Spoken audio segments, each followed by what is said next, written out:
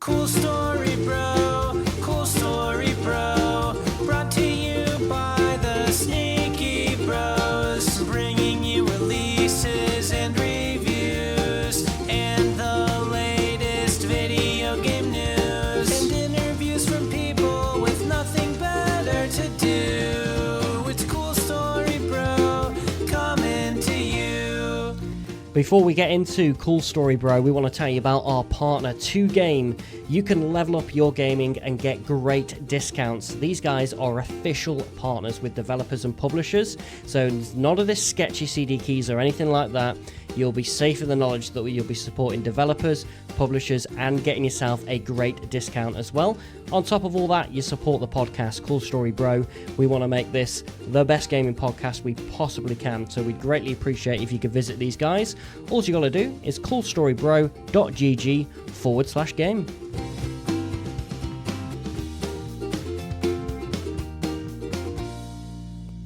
And here we are, 5 years later. Hi there, Zikleg. Has it been that long? Yeah. 5 years? So, for those of you who don't know, my name's Matt, and this is Jack. I just called him Ziklag. We agreed before we stopped recording we'd, call each other by proper names. That lasted all of about 3 seconds, so it's good to know that the professionalism is going to continue on the podcast. We piloted this podcast, as I say, it was about... No, it wasn't. It was 2019, so yeah, 5 years ago we piloted this podcast. And then COVID happened, and then all other things happened, which if you want to know more of the intricate details, we'll tell you about towards the end of the episode. But welcome. We are a gaming podcast for news and updates on anything you like. We're not going to be super slick. We're just a couple of guys, brothers actually, if the Sneaky Bros didn't give you an idea. Brothers, yeah. And we're going to partners in crime. Indeed. We play about 3 games between us, so our knowledge of gaming is limited. No, I'm joking. Oh, and don't forget our Lord and Savior Peter Molyneux that we have to mention every episode as well.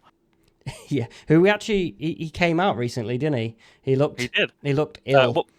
Well, he's not gay. You know, he didn't come out, but he came out on stage with a new game set in the Fable universe of all things, obviously.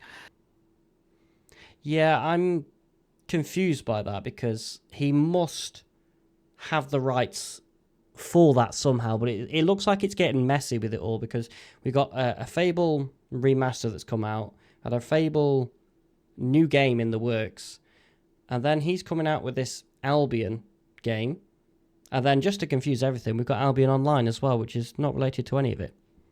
Apparently, it's very good, by the way. So, what Albion Online? Yeah, apparently it is. Apparently it's the same kind of structure, updates, and support life as games such as old school RuneScape, which we also like to talk about a lot on this podcast as well. Yeah, really, really dedicated fans. Yeah, I only hear good things about Albion Online as well, but don't have the time to check out an MMO. I am holding out for the right MMO, which may be out by, I don't know, 2040 at this rate. It just doesn't feel like it's any closer as the years roll by. No. There's been developers that have dropped out, some that have started developing, and they've kind of restructured how they're developing this secret MMO that Riot is doing. Apparently they are doing it, but it's very hush-hush, and they've said they won't say anything for a while until they have something meaningful to show. But talking about MMOs, there is one MMO that you and I are very looking forward to, and that is the original creator for old school RuneScape, Andrew Gower's Brighter Shores. Yeah, this was meant to be out by now, but it's been delayed slightly. It's fine. It's whatever. It can be delayed. I think everyone wants this to be, to be good, and it's strange because he sort of, he sold RuneScape for a horrendous amount of money a good few years ago, and then has been developing his own engine for 10 odd years or something like that. And then the first major game he creates with it, he goes, I'm just going to make RuneScape again. If you could imagine RuneScape being made today, that's literally what this game looks like. Now, there are some quirks So it sort of looks like room based. So you sort of load a small area and then you move and load the next area and stuff like that. And my only thinking of this is so it can just be one super server. So rather than being in lots of different worlds like you are with a lot of other MMOs, you're just all in the same one, and then it will try and place you in there with friends or people you interact with. I don't know. That's my assumption. Yeah, it looks really interesting, and what is exciting about it is this. I feel like this will answer the old question asked by many MMO fans out there: is the old kind of style of MMO, will it work in the current setting of how MMOs are made nowadays? Usually they've got in-game shops, they've got really great graphics. So it's going to be nice to see how a kind of dialed back, relaxing new game is going to work in the current standings of all the other MMOs out there. Yeah, devoid of microtransactions as well. This guy doesn't need any more money. He sold RuneScape, so he's going to have a membership system, which is exactly how he did his previous business model. And interestingly, player-to-player trading is going to be behind that premium pass. This is clearly I think that's very smart. Very, yeah, very smart. that's the combat real-world trading, I think, and bots and all that sort of stuff. He in his interviews, he's tried to build it from the ground up with all the problems that previous MMOs have had.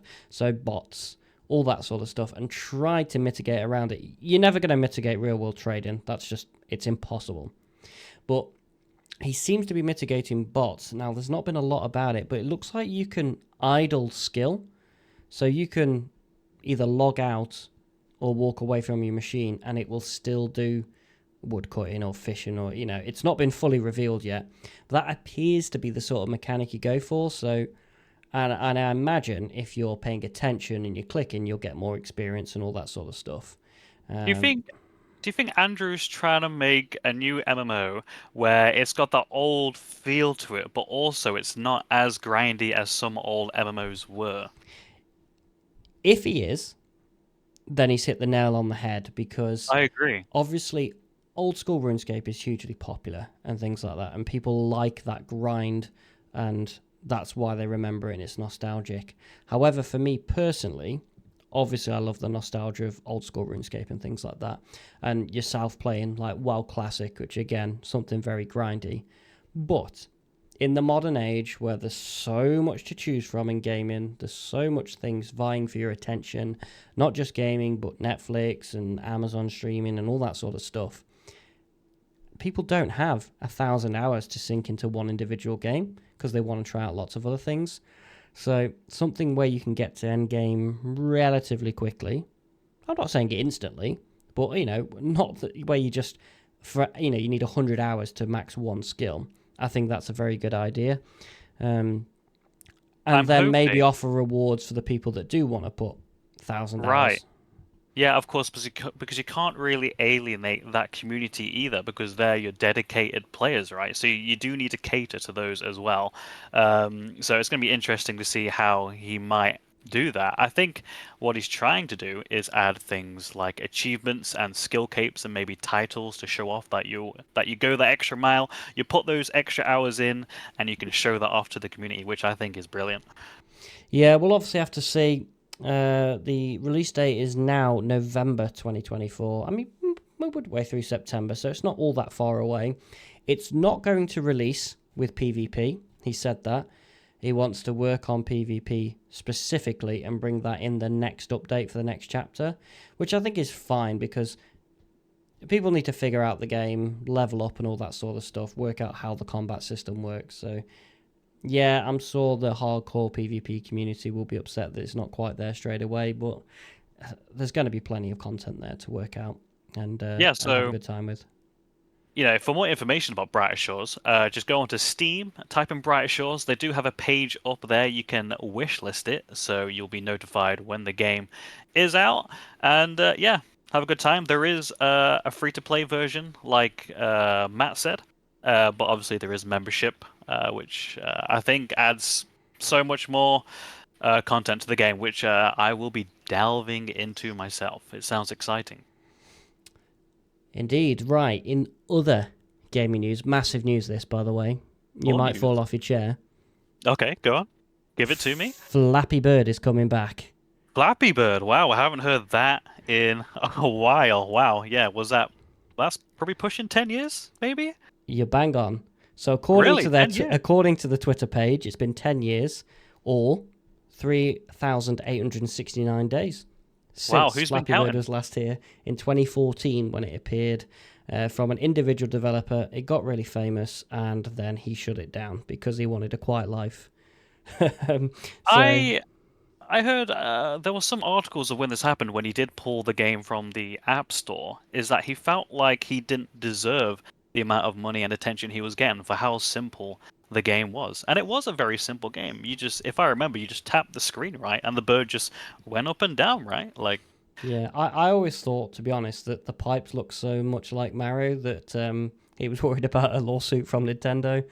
But anyway, this Flappy Bird remake is not from the original developer. He has come out and said, I want nothing to do with it. It's nothing to do with me. And it appears to be a crypto scam. right, okay, So- interesting. I think they are bringing the game back. I think that part isn't a scam. But they're selling game NFTs.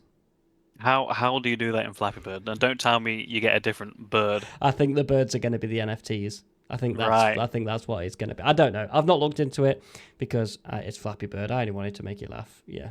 Who I think cares? they need to do a different pipe colored. Otherwise, like you said, I wouldn't put it past Nintendo to come rolling in with their lawyers. But yeah. So anyway, speaking of things that are about to have its anniversary, and let's talk a proper game now. Go on, I'm 25-year anniversary is coming up of this one. Tony Hawk have been talking to Activision again as their 25th anniversary comes up. So Tony Hawk Pro Skater debuted in 1999 on the 29th of September, Long time. and it received a number of entries. I think they had 4 games, loads of spin-offs, and it just sort of hit at that peak of the skating community and skater culture, and it's become a cult classic. Now, the remaster came out a couple of years ago, and I picked it up recently as well, and it is a phenomenal remake. Apart from the UI, and I think this is just something I've got to settle with and just be happy. I've got to learn to live with that. UI design these days, menus, is just going to suck, and I'm just not going to like it. I don't think there is a modern game where I like the user interface or menu on it. And I know I'm just being boomer about it, but there's always too much going on. You are being very boomer about it, but no, you do hit on some pretty good points there. And I like what you said, how it kind of brought a large audience to the skating world. The original games did, especially was it Pro Skater 2, which was the most popular, right? I remember, skating was kind of a very underground, tight knit, small community, and people like you and I who weren't really interested in that, we picked up the game, played the game, and I'm sure you feel the same. I wanted to go out and buy a board, Oh yeah, and scrape my knees. You want it to be as cool as Tony Hawk. Oh yeah. The game pretty much retains most of the original soundtrack. However, they were unable to license all of the soundtrack, so that is something that is slightly different. I think but we touched upon music in games in season 0 of this podcast. How games developers are having to drop certain tracks for older games because they just don't have the license anymore. It's a bit of a weird topic, which I think needs to be looked at. That's the thing with using and more so licensing real world content in games, that if you put a time on it, when either that time lapses or you come to do remakes, you're stuck in a sticky situation. I mean, copyright law just needs overhauling completely, so we could be here hours talking about that. But We could, yeah. the developers have done a good job to pick alternative tracks that still very much fit the vibe of it. So, although me personally, I knew some of them weren't the original tracks, it still felt all the same. So it didn't really take away from it. Okay, good, good. You still do all the old things you did in the game. You go and collect the tapes. You build up your score streaks and all that sort of stuff.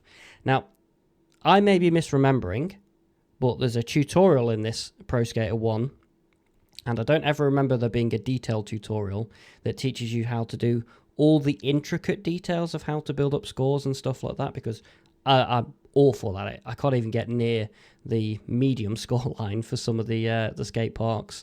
But, teaching how to do various bits, I was just like, I never knew you could do that in a game. And that's how you build up your score multipliers. Why don't you just go out in your garage and get the board out, man? Get some practice. Then you won't need the tutorial, will you? By the way, you live in England now, so it's garage. That is true, yeah. But yeah, Tony Hawk, 25 years, can't believe it. You might get some bloody knees, though. Not recommended. Especially at, how old are you? 34? 33. Oof. Don't put another year 33. on me. Another game I checked out today, actually, that I've been meaning to check out for a while, only released in March this year, was Expeditions, which is the next title in the Mudrunner series from Saber Interactive. Did we play this together, Mudrunner? I'm not sure if we played it. We may have dabbled a couple of missions, but I love Mudrunner. It's an hilarious game. It's not meant to be funny, but the situations that you find yourself in, where you've just toppled your truck and it's now sinking in quicksand and mud, and it's pouring with rain, and then you gotta do a rescue mission to kind of salvage your mission. It's fun, man. I love it. Yeah, so for those of you who don't know, Mudrunner and its second game, SnowRunner, and now Expeditions are the three games. It basically is a 4x4 simulator game. Now, calling it a simulator is kind of wrong because it's a little bit arcadey in places. But literally, the base of the game is get from point A to point B, which is usually collect some logs, bring it back, and that's it. That's mission done, which sounds really simple. But the physics of the mud and the water and the rocks and the 4x4 vehicles is so well done that it takes you a long time to traverse these various levels. And you have to use either other vehicles or winches and stuff to get you out of various situations. And I'm really not selling it to you the way I'm describing it, because it doesn't sound like something that would be fun. And I remember the first time I checked it out, I thought the same as well. But it's got the same feel as Euro Truck Simulator, which on paper, travel from A to B, like you said, doesn't sound very interesting, but stories develop on the way. And this, Euro Truck Simulator, you're on motorways, you're going through towns, but Mudrunner, SnowRunner, you're in the wilderness. So obviously, rough terrain, steep hills, rocks falling, weather systems, there's a lot to take in. There's a lot to try and overcome. So that's where the game really shines, is struggling to get to your destination. It's fun. Yeah, the big fun with this game is the cooperative multiplayer. Find a friend or a couple of friends to get on this with, and you'll just have a laugh. Rock Paper Shotgun wrote a review where they talked about it doesn't really matter if you succeed in the objective, you'll still have fun along the way with all the crazy stuff that happens. It doesn't matter if you don't actually complete the level or you fail it. You've probably had a laugh. If it's been a complete disaster and there's your truck cabin's on fire, that's hilarious.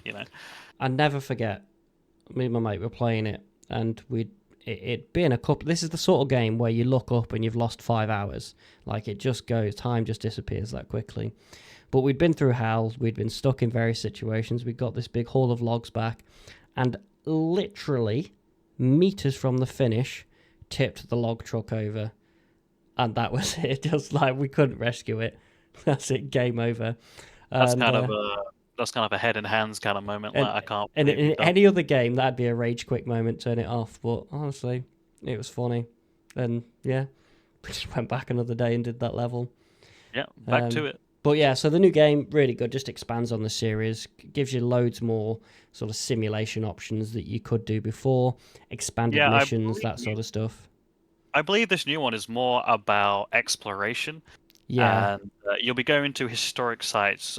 Think of yourself as if exactly what we've explained with rough terrain, but you're Tomb Raider at the wheel. You're ready to adventure and find great scientific sites or historic areas. It's fun, man. yeah. You've got not just your vehicles this time. You've got like drones, metal detectors, scouts, all that sort of stuff. Sonar detectors. So they've just taken the game to the next level. And I've only played a little bit of it so far, but yeah, I'm going to check it out some more. Definitely enjoying it, and it's on Game Pass as well, which is always a win. Anything on Game Pass. So is the new game also co-op like the older versions? Yeah, it's all the same features that were there previously. Ah, wicked. Yeah, awesome. Speaking of big Game Pass games, I think enough time has come past now that we can talk about it. Age of Mythology came on Game Pass this week. I'm going to let you go on this one.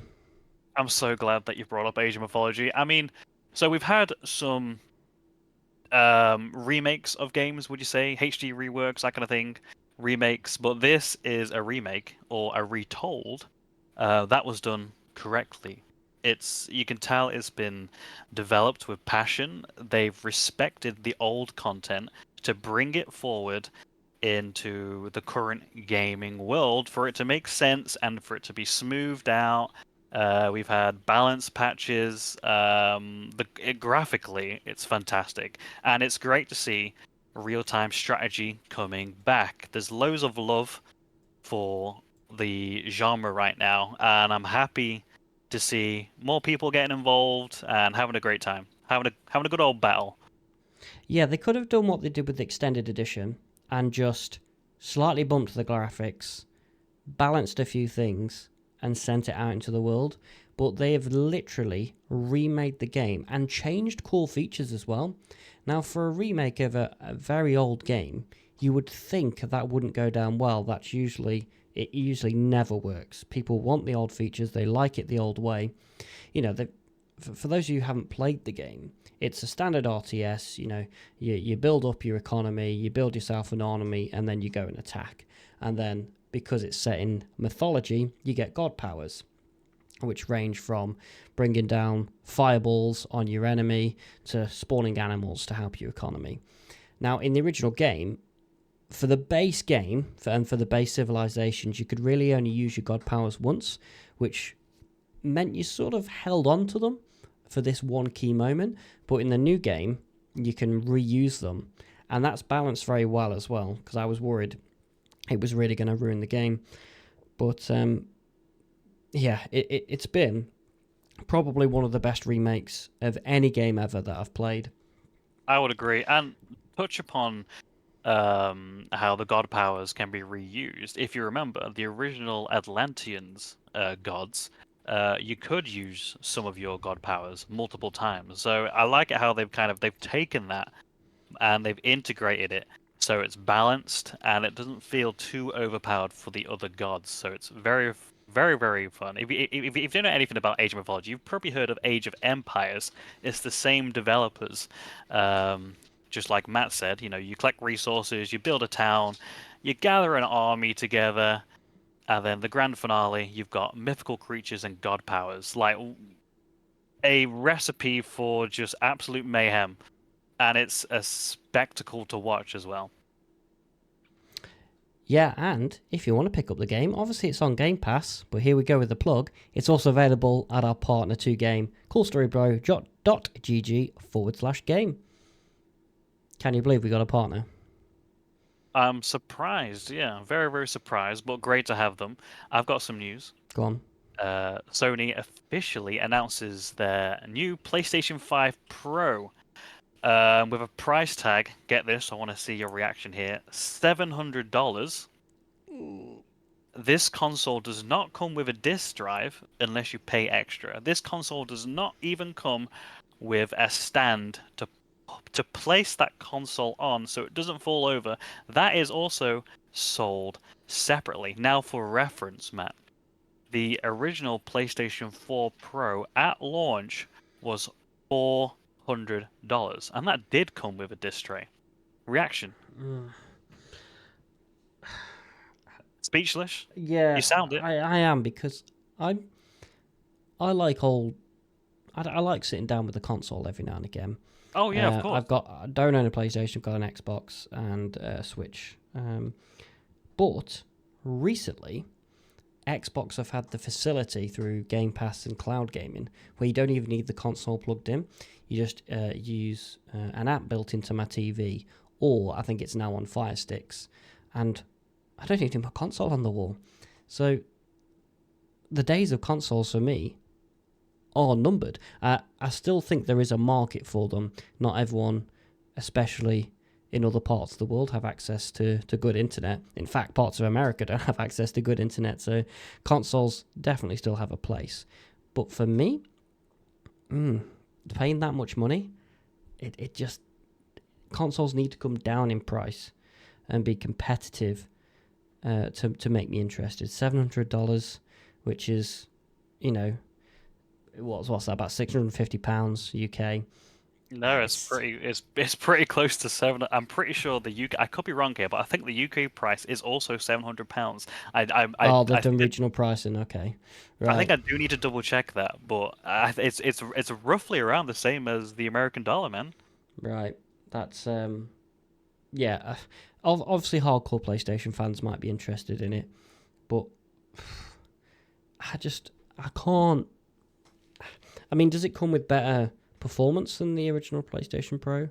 Yeah, of course. So that's the whole idea of the Pro, is that it's just better stats, right?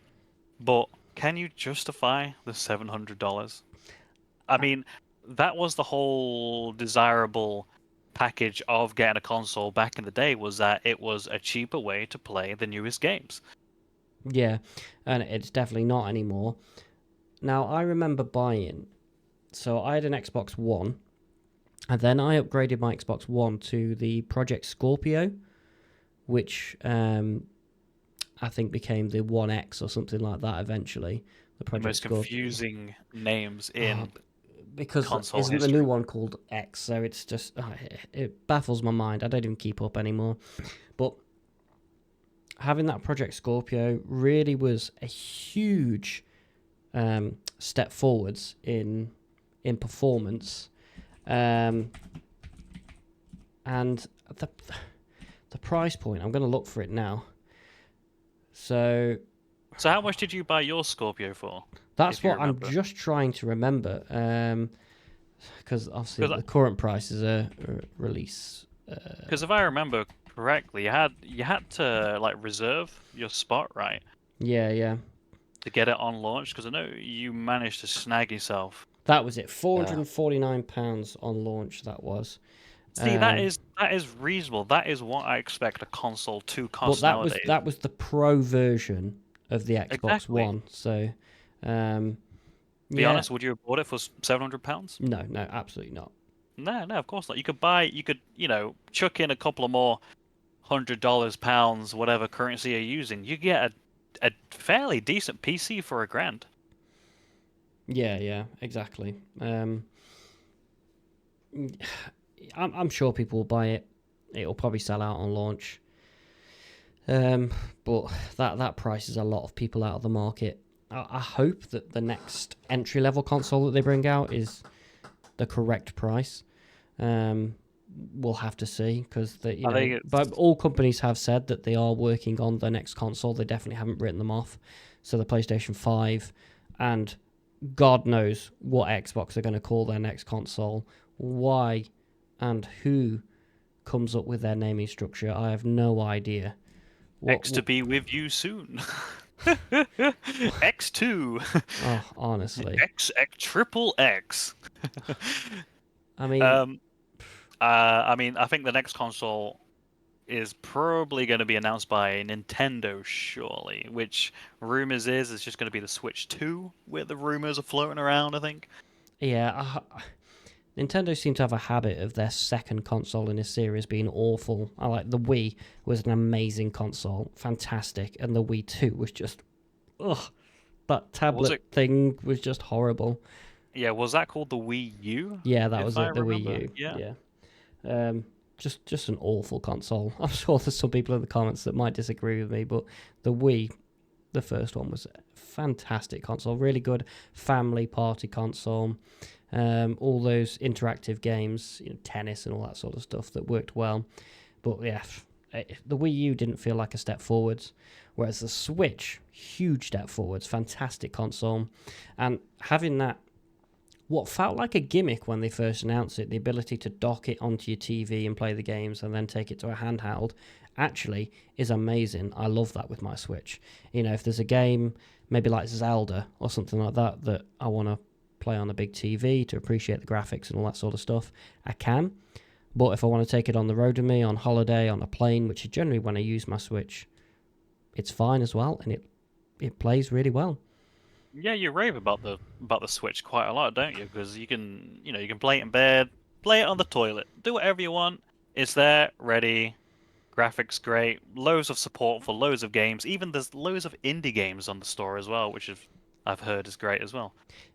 Yeah, I had a few things I wanted out of the Switch when it first launched that weren't available. I wanted a video streaming service to be on it, and that now is possible. And it definitely wasn't possible when it first launched.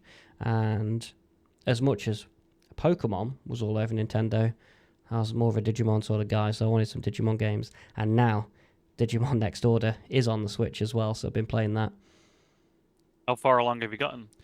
I don't know how far in the progression, because I've hit like sort of a brick wall where in one area I can like smash everything, and then I go through a door and I just get nailed by all the enemies there. The ramp up in skill is unbelievable, so I'm clearly going the wrong way. Sounds like you need to do a bit of grinding, huh? Yeah, which is not what I've got time for, going back to our previous points about grinding games. I mean, it's not as grindy as the original game that's based on Digimon World. That's a whole other level of grind. But no, I really enjoy it. Yeah, I just like Switch for just really really simple, quick games. I've got a racing game on there. I couldn't tell you what it's called. But it's just a sim-like sort of game. It's their version of Gran Turismo or Forza. Yeah, really enjoy it. Would you say that it's easier to pick up the Switch? For example, you're a father now. I don't know if you wanted to say anything about that, but with you being a dad, is it easy? If you get 30 minutes to an hour, is it easy just to pick up, play a game? Yes, that. And that's also where my previous point about the not needing a physical Xbox, plugged in or anything like that, just having Xbox app on my Fire Stick or TV, just literally firing up the controller, not having to download a game, just stream it from the X Cloud or whatever they call it these days, is actually going okay. Now, I had a few issues the first time I tried streaming games from the Xbox Cloud. I tried Fortnite and things like that. Really high intensity stuff where you need there to be no lag. And I definitely ran into a few issues. Queues, well, that was frustrating. But then it sort of settled down after a while. So I had less and less issues. The main issue I ran into actually were not necessarily video lag or input lag. It was audio, which was the strangest thing ever.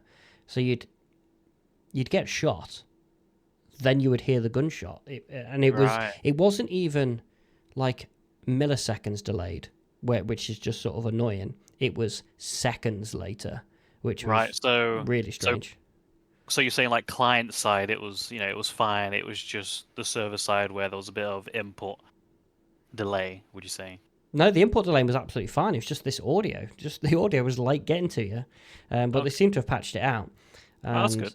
I really like it because if I look at games that I don't want to pay for off the bat, because I don't want to sink 60 quid into a game that I might not have a lot of time for, and B, download, with games being 100, 200 gigabytes, and I have good internet connection. I've got half a terabyte, which is fine for downloading big games quickly, but I still just don't have that time.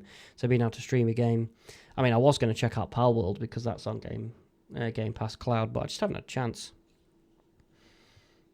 Do you have any more news? I'm thirsty, hungry for more news. Let's talk about Assassin's Creed, because talking about consoles, I always remember when you first got your 360, Assassin's Creed was the game that came with that. So I always remember just sitting watching you play it. I never actually played it myself. I Oh, don't know. yeah, the original 3 to 4, the whole Ezio storyline is outstanding storytelling. Brilliant. I've never played. I don't think I've played any Assassin's Creed games really from start to finish. I really should. Um, but anyway, Hey, the new Assassin's Creed Shadows. Um, so there's been some concerns and questions about Ubisoft's practices, and I know that's regularly every day everyone questions Ubisoft's, but there seems to be some claims, and these are just claims. It's allegedly that they are some suspicious activity in the comment section. So literally, as soon as the trailer released, there were numerous comments that sort of were written almost the same, you know, and they were from new accounts that only appeared to follow the Ubisoft stuff, and these accounts did all their comments just a few hours apart, and the like ratio on the video just seems off by people who've looked into it. You know, when you compare the comments written by what are verifiably humans from older accounts and things like that, it just looks really suspect. So there's no proof of this. This is all just accusations. You know, Assassin's Creed. it is just speculation, Matt, but you've also got to consider the notorious things that Ubisoft have been involved with recently with their newest games that have been released. You've also got the new Star Wars game, which hasn't been received too well. It's an open world Star Wars game. Some problems on launch, apparently. I know that Ubisoft also had their recent investor call, and pre-orders for both Assassin's Creed Shadows and the newest Star Wars games were at an all-time low, apparently. So interesting to see Ubisoft fall, but I'm happy it's happening. Don't mean to burn any bridges, but yeah, I'm so happy to see Ubisoft fall. Honestly, Yes.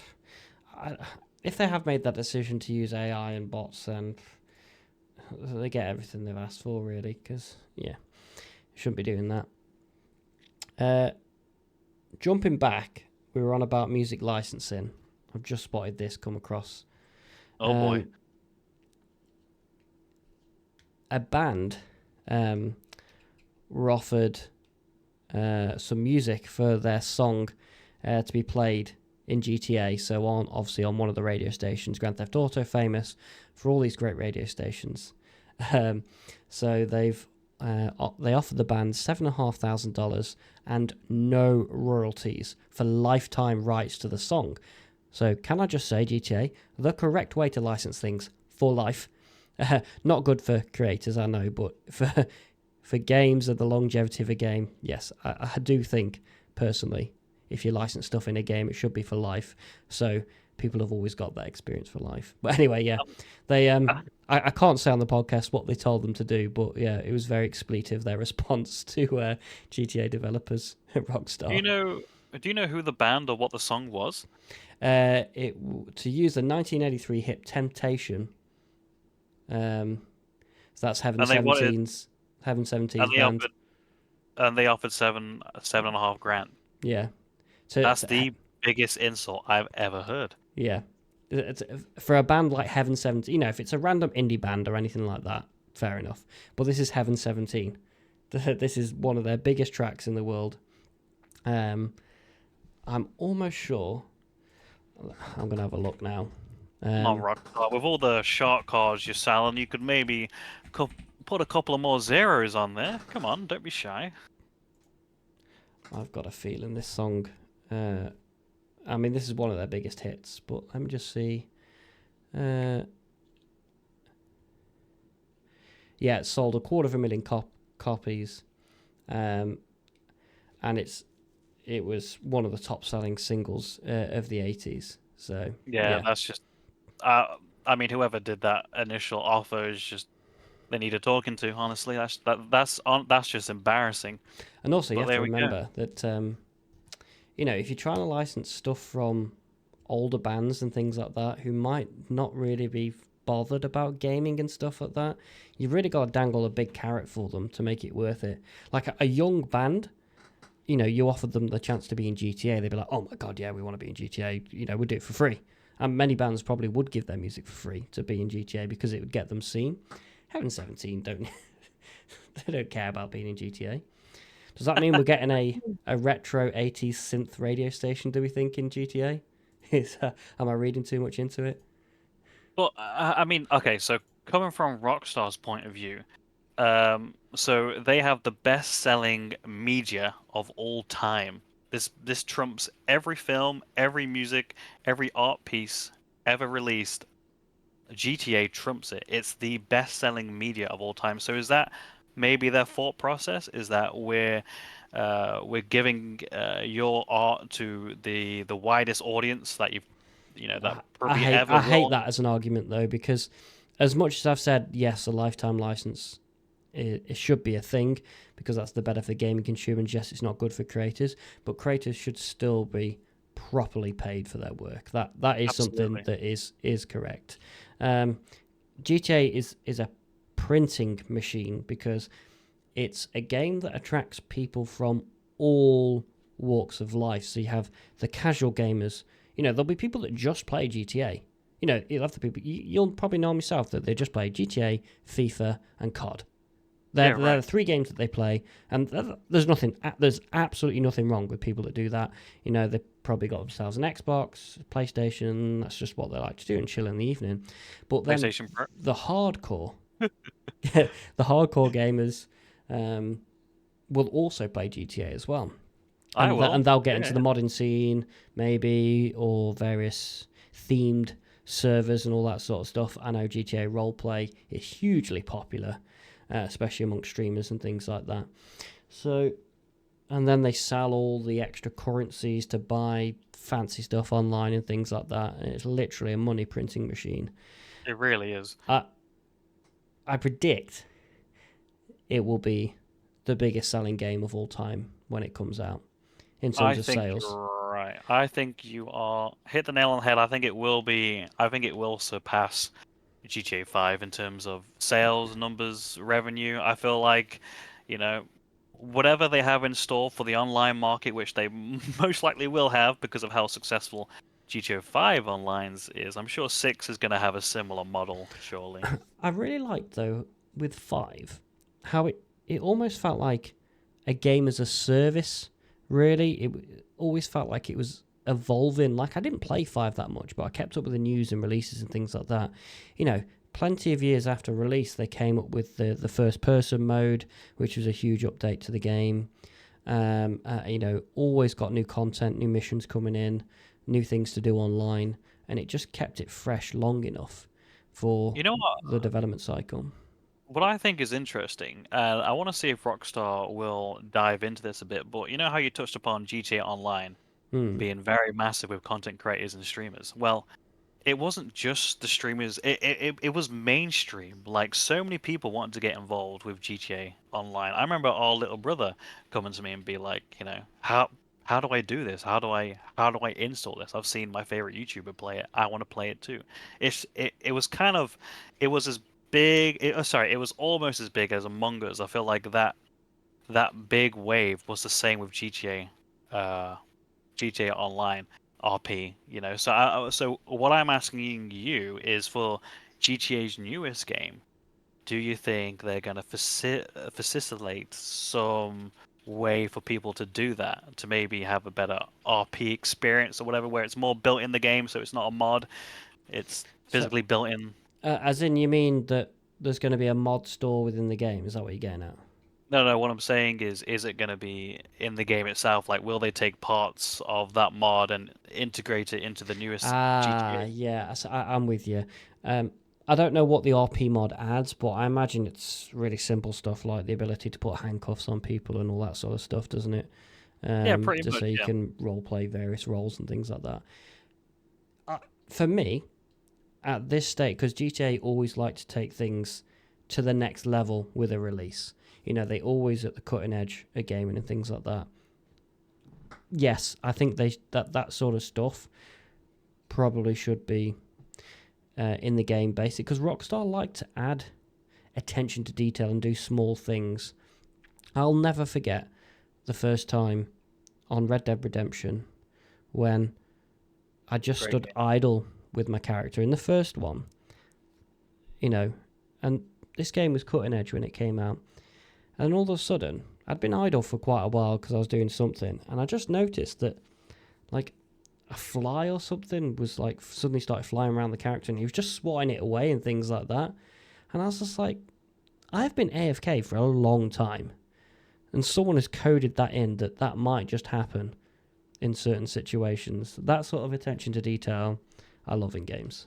Are you sure you weren't looking at yourself in the mirror with a fly going Potentially. around? As you Potentially. sit there on the sofa. Talking about, sorry, I do want to touch upon the big release story of Red Dead Redemption 2 that happened. I know there was a hilarious piece of that a developer spent months, maybe years, developing the ball sack of the horse. Because that's how much detail Rockstar gives for you. Provides for you. Imagine that's your job. Imagine you've studied game programming for all these years. You've worked at various companies, got your way up. Yeah, got myself a job at Rockstar.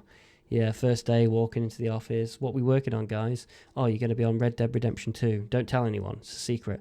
Cool. What am I going to be doing? Am I going to make it a town? Am I going to be designing a mission? No, can you just do the ball sack on a horse, please? And not just the ball sack, but I want it shading. I want it textured. I want it animated. I want you to animate those balls, please. You know what? Whoever, or you know what? There was probably a team behind it, Matt. And you know what? I bet they had the most fun developing Team ball those sack. ball sacks. Yeah, I bet you. Now, were they sent on? I've got to know. Did they have to go out the office and get some real life photographs? Spend some time with horses. Well, with how much detail Rockstar do, I'm sure there was probably a team for that as well, specifically for capturing ball sack pictures. If you were involved with horse ball sack in Rockstar games, let us know. Because we want to know what your day-to-day job's like. And are you still doing that for the next game? Oh dear, yeah, but it's going to be good though. I'm genuinely looking forward to GTA. I've not played 5 in a long time. I should probably pick it back up because it's probably changed a lot since I last played it. Have you played Red Dead Redemption 2 by chance? Not played Red Dead Redemption 2 yet. It's on the list, that ever-growing list of games I need to check out. Yeah, there's plenty of great single-player games out there right now. Like me personally, I'm trying to finish off Kingdom Deliverance because the second one, Kingdom Come. The second one has been announced. That will be released next year, I believe. Excited for that, and also Cyberpunk. I've not played that. I've not delved into that yet. Yeah, it's And from what I've heard, the Phantom Liberty DLC for Cyberpunk has changed the game, so it's a very positive experience apparently. Yeah, it again. That's another one that's sitting in my library that I just haven't picked up because I bought it on launch when it was just a hot mess. But I didn't refund it. I kept it in my library, and yeah, apparently it's just a fantastic game at the moment. Right, I was in the same shoes as yourself. Like, I also bought it at launch, played the first hour, and I was like, "This isn't for me. Maybe I'll just." I couldn't play the first hour. That's how bad it was. Oh, really? Just keep it on the shelf, and maybe they'll update it. I do want to touch upon. Do you have any more news, or can I segue? Go on, keep going. Okay, well, I want to talk. Since we brought up a DLC, do you have any downloadable content for a game that you would say shines, kind of elevates the original game to new heights? Do you have a favorite DLC or an update that came out for a game where you're like, yeah, this is taking it to the next level, man? Oh wow. Maybe I can while you ponder about that and maybe you think about something there, I'll give you a couple of names because I've been doing a little research and there's a few names that have popped up that I feel like we need to talk about. I mean, The Witcher 3, great game, been praised by many RPG lovers out there as maybe this could be the best RPG of all time, and it had two major DLCs, Blood and Wine and Hearts of Stone, which in its own right could be their own little games. They're that praised. And let's not forget, one of the most major DLCs ever released. The first big major one was the Shivering Isles for Oblivion. We're talking, the late 2000s. This massive DLC comes out for Oblivion. It's praised. That's up there. Obviously, you got one of my personal favorites, Echoes of the Eye. Ah, yeah, for Outer Wilds, which I haven't finished yet because I don't want to finish it. Yeah, you don't want to finish it because you never want to stop playing. Obviously, we were talking about Phantom Liberty for Cyberpunk. Like I said, it's added a whole new region. Horse armor. Say again? Horse armor. Oh, you know what? That was somewhere in my notes of the worst DLC of all time. For me, I really liked Far Harbor for Fallout 4. Yeah, you know what? That is on my notes as well. Far Harbor DLC, brilliant DLC. I mean, I didn't play a lot of the DLC for Fallout 4. I played a lot of Fallout 4 in general because I was one of the few that, really actually enjoyed that game. Everyone else seemed to dislike it for some reason. But, yeah, Far Harbor. Yeah, really enjoyed it. What I liked about Far Harbor was that it dialed it down a bit more. It brought it back to the Fallout roots that we love, where there was different factions you could side with. There was different endings. You were good, you were bad, and the setting of it is really eerie. It's really cool, very nice setting. Yeah, I loved Far Harbor. Even though I wasn't the greatest fan of Fallout 4, I know that the fans did love that. Also, the Ballad of Gay Tony for GTA 4. Oh, yes, of course. God, I forgot about... Yes, that is... Some of the funniest characters in gaming history, I would say. And then you got the Lost and Damned, where in a biker gang, brilliant DLC. Both of those DLCs were, I think, they're some of the top ones, yeah. The Battle of the Gay Tony is just fantastic. It's so funny. And then you got Red Dead Redemption, Undead Nightmare, a zombie setting in the Wild West. Could you get any more excited? Never played it. You're just shooting zombies on your horse, man. Yeah, zombies are coming back again. I think zombies are going to see a resurgence. I think the new Black Ops Zombies is due to be released with the next game. Within the next month, I think it's coming out. I'm just seeing other games drop zombies in and things like that. PUBG have finally got a zombie mode coming out soon. Just seen their trailer for it. How it actually plays, I have no idea. But they've got a big zombie mode coming up soon. So do you think... so what do you know? Is it are the players the zombies, or is it like a horde No, mode? it's definitely AI by the looks of it. Okay. Because obviously they had the zombie mode where people could be the zombies, but generally only streamers really took advantage of that because you'd need 100 people that were willing just to run and get shot. So, right, yeah, and that isn't always the most it's not fun exciting gameplay, is it? Yeah. So in terms of DLC, you would say Far Harbor is probably up there for you. Yeah. Brilliant, yeah. Any more news? I'm hungry. Or would you like a game? How about a game? Go on. I had some news, but it's so meh that I think you know what? I've talked it down enough. I'm going to say my news. Tales of the Shire Lord of the Rings game has been delayed for next year, and it was a game I was sort of going to check out. It looked intriguing. Don't know if you've seen anything about Tales of the Shire. I've not heard of this. Tell me. So it's a life sim game, which is focusing on life in Bywater, which is not yet an official village of Hobbiton. So you create your Hobbit character, you build your little Hobbit hole, you do farming, fishing, foraging. It's kind of, one of those sort of Animal Crossing sort of style games, but set in the Lord of the Rings universe. So it sounds like it's going to be on Switch. So I feel like this is a perfect Switch game. Something to just chill out to, decorate your little Hobbit hole, go get your crops. My wife would actually love this game because she plays Animal Crossing And what's the other Yeah, one? What's the that other? sounds right up my wife's alley as well. Is just a chill game because she loves Stardew Valley. Stardew Valley. There we go. That's the name I was trying. I can't believe I forgot that.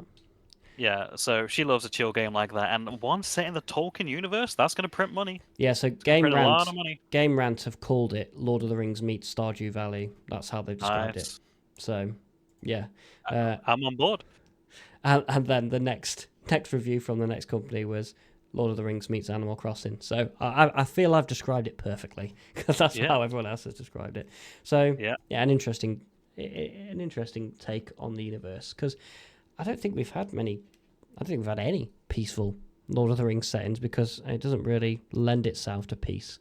But No, it doesn't. No, no. But this does sound. I can actually see how it would work. yeah, that Hobbit sort of vibe. Yeah. Anyway, your game. I won't spoil it for you anymore. My game. Yeah, yeah. We're not releasing a game, but we're playing a game right now. So, season 0 of the podcast. It's on our YouTube channel if you want to go there. The Sneaky Bros on YouTube. Yeah, I did a game, and it's called Guess the Game. How original! So I'm thinking of a game. You gotta you gotta ask questions.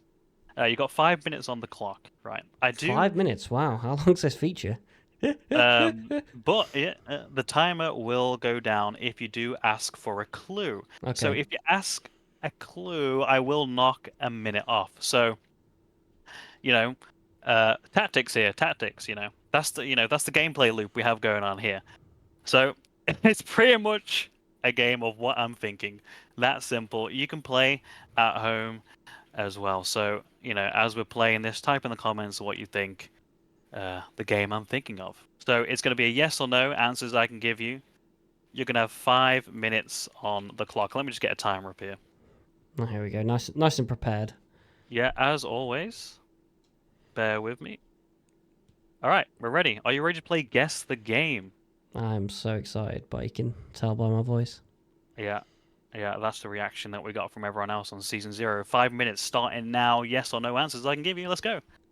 Is it a game that I've played? It is a game you've played, Matt. Okay.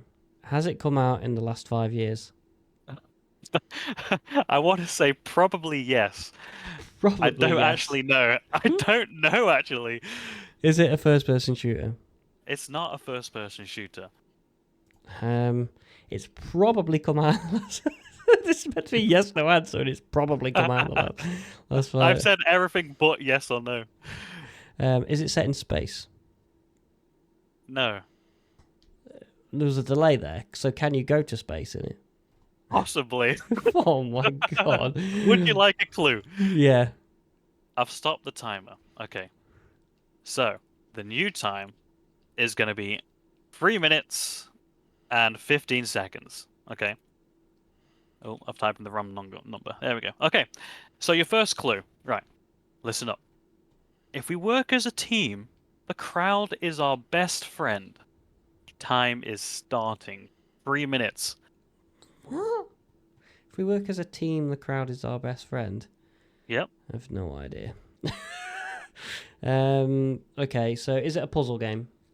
No. Is it a driving game? No.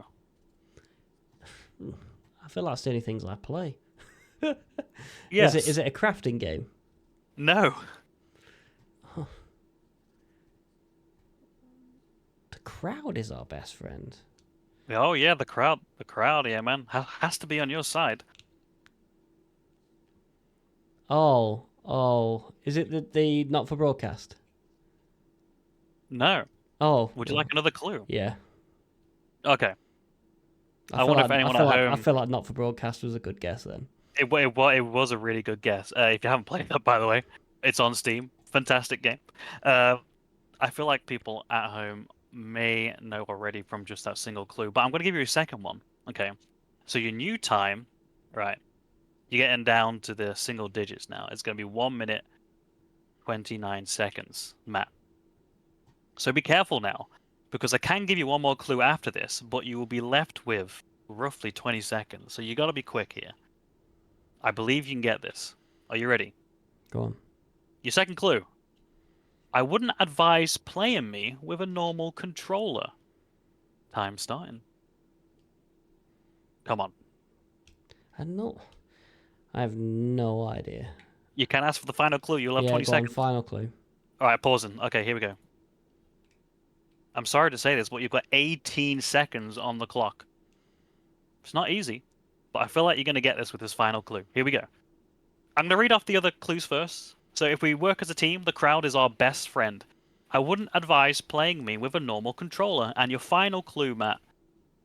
We have to keep the rhythm going to score the most points. Is it Beat Saber? Almost. No. Almost. So I'm almost right. 10 seconds. Come on. Keep the beat going. 3, I have no 2, idea. 1, 0. You are out of time. Final guess. I'll have No, one more I guess don't from- even have anything I can guess. Guess a rhythm game. The only thing in my head right now is Beat Saber. Close, very close. It is. You're gonna kick yourself. Guitar Hero. That has not come out within the last 5 years. I'm sure one probably has. No, There's not many- absolutely not. I'm not having that. There's that many iterations of it. Hang on, let me I just- am not having that. We need Let a me judge's just see ruling. here. Newest Guitar Hero release. Let's see what good old Google says. 2015. You are correct. This was Guitar Hero Live, which I've never heard of before. Which, Uh, yeah. all right, I'll give you that one then.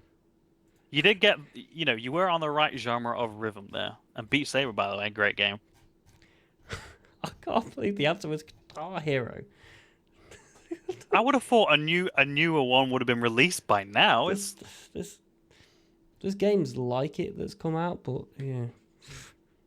No. Oh dear. Well, that was a riveting game. and we're journalists. Yeah. There you go. Let's guess the game. I'm sure everyone at home got it, by the way. I don't think they did with that clue that came out in the last 5 years. No, listen. Let's not get bogged down with who said what. Because I'm pretty sure it's officially shut down as a brand.